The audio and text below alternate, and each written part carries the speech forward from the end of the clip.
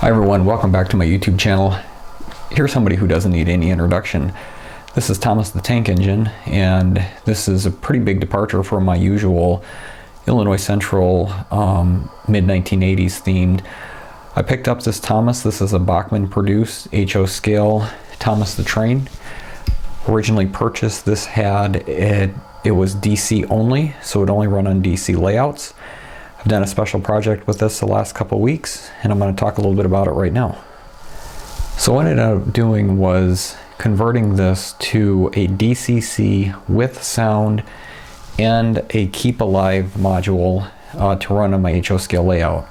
I have a 4-year-old daughter who's really starting to get into trains. She enjoys watching me run trains. I let her have a little bit of throttle time, supervised throttle time, and she's really started to take a liking to watching Thomas the Train on Amazon. So I looked all over and I wasn't able to find a DCC with sound Thomas the Train, so I decided to go ahead and purchase the DC only version and do a conversion.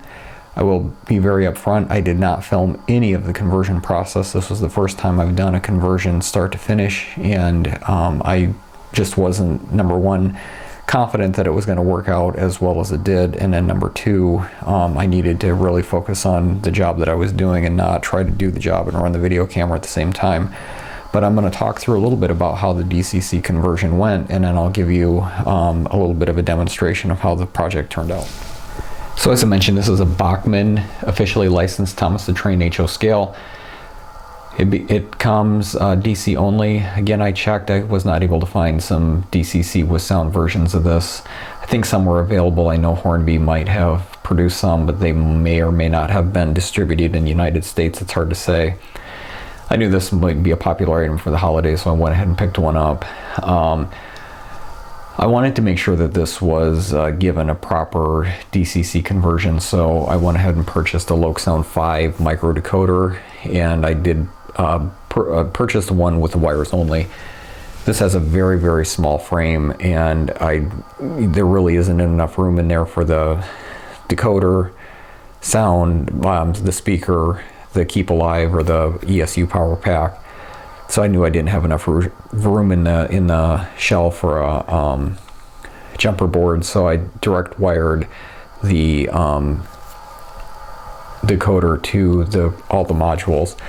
I also did an LED install on this factory from Bachmann. This does not have any lights installed whatsoever, so it's a pretty basic electric locomotive. So within Thomas's shell, we have the decoder, we have the wires for the front and rear LEDs, we have the power pack unit, we have a micro speaker in there, and then of course the electric motor and all the wiring associated with it. So underneath the shell, it is full of wires, and I probably should have grabbed a picture before I put the shell back on, but I didn't. I'm going to talk through really briefly on how I did the conversion. So first thing you can do is pull the top off, and you can check, just Google doing a Thomas DCC conversion. There's some great tutorials on the internet of how to actually take the shell off. It's pretty simple, several screws. Up in the top of the dome of the cab is a small jumper board. This is the DC jumper board. I'm showing you a picture of it on the screen right now. And if you notice real carefully, so there's the 2 power feeders coming in from the trucks, and then you have the 2 wires that provide motor, or the power to the motor. And you can see on the board here that there's a positive and a negative. So I'm glad I had this picture because it helped me with the wiring of the decoder to the motor. So if you take a look at the wiring scheme here, it's pretty basic in terms of the instructions that ESU provides. The 2 brown wires go to the speakers. You have the wires that go to the motor. You have the wires that go to all of the lights. This one I only have front and rear light. There's no auxiliary light, so basically I just used 3 of the wires for that with a common, I think it's a common cathode. Don't quote me on that because I couldn't find any documentation, and I did have a little bit of trouble with the headlights I used, or the LEDs I used, trying to figure out which was the anode and which one was the cathode. Of course, the first try I did mess that up, had to switch wires around. You can also see here that there's the, on the side of the decoder, there's 3 soldering pads for the power pack. One of the things I did, just because I wanted to make sure that I could disconnect the power pack, I actually wired up a small terminal connector within that wiring harness, so I can completely disconnect or reconnect the power pack. I just have to take the shell off, pull the cords or pull the wires apart, and I can disconnect everything. So one of the things I will mention with this, you'll have to be, probably the biggest thing that gave me fits about this project was when I wired up the power pack, I was not able to get it to work right away, and I was actually concerned that I didn't wire it properly. So I went back and read through the instruction manual and noticed that I had to change a CV value to get it to have the output for this particular auxiliary 7 output on the decoder to be recognizing it as a power pack. So once I got that CV value changed, everything was good to go. So.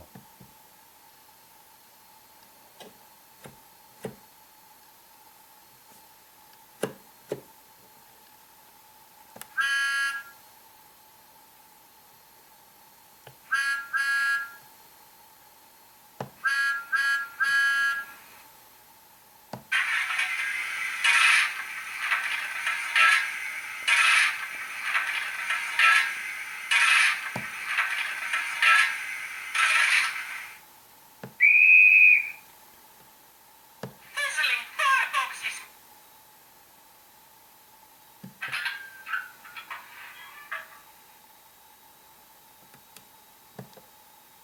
Bachmann buffers.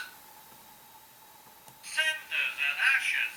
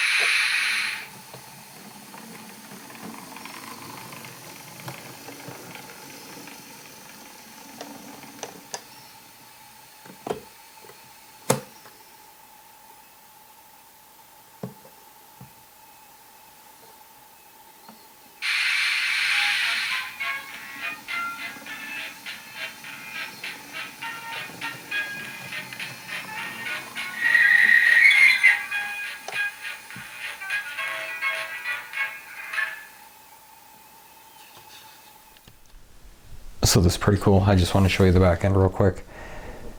So it's I do have this set up as a directional light. So forward the front light's on, reverse is the rear light's on. So pretty cool. Like I said, I'm glad this project turned out.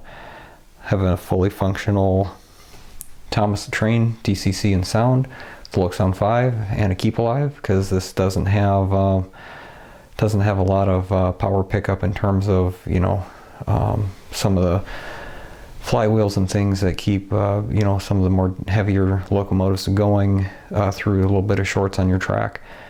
So pretty cool. Real happy how this turned out. Be looking for some more videos after the holidays. We got a whole bunch of Thomas the Train rolling stock coming as well, so you'll be able to watch Thomas do a little bit of work on my layout here in the United States, not on Sodor. So thanks for watching, guys, and have a great Thanksgiving. It's coming up this week, and you know, have a great holiday season.